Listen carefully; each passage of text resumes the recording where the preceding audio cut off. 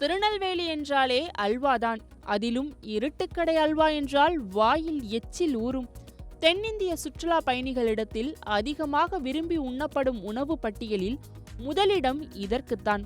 அதன் சுவையின் அடிப்படையில் அதற்கென தனி அல்வா விரும்பிகள் பட்டாளமே இருக்கின்றது. இருட்டுக்கடை அல்வாவிற்கென்றே தனி சுவை வர காரணம், அல்வா செய்ய பயன்படுத்தும் கோதுமையை இயந்திரத்தில் அரைக்காமல் கைகளால் தான் அரைக்கிறார்கள். தாமிரபரணி ஆற்றில் தண்ணீரும் இந்த அல்வாவிற்கான தனி சுவையை தருவதாக சொல்லப்படுகின்றது.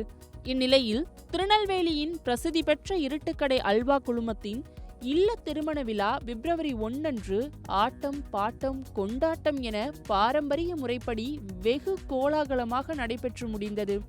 திருநெல்வேலி மாவட்டத்தில் உள்ள அமோகா பேலஸ் திருமண மண்டபத்தில் நடைபெற்ற இந்த திருமணத்தில் இருக்கை அமைப்பு முதல் இசை நிகழ்ச்சிகளில் நடனமாடியவர்களின் ஆடை வரை அனைவரது கவனத்தையும் ஈர்த்துள்ளது.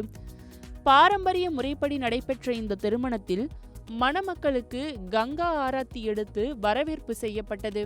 திருமணத்தில் மணமகனுக்கு சீதனமாக தங்க வாளை மணமகள் வீட்டார் அளித்தனர்.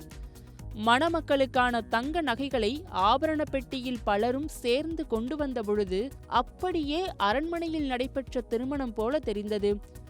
ராஜவம்சம் ராஜபுத்திர குல வழக்கம்படி பாரம்பரிய நடனத்துடன் பாரம்பரிய உணவுகளும் பரிமாறப்பட்டது. கோலாகலமாக நிகழ்ந்த திருமணத்தில் திருநெல்வேலி மாவட்டத்தில் உள்ள 2000 ஆதரவற்ற நபர்களுக்கு இருட்டுக்கடை நிர்வாகம் சார்பில் காலை உணவு வழங்கப்பட்டது. சமீபத்தில் மிகவும் பிரம்மாண்டமாக நடந்து முடிந்த இந்த திருமண நிகழ்வு திருநெல்வேலி மாவட்டத்தில் அதிகம் பேசப்பட்டு வருகின்றது.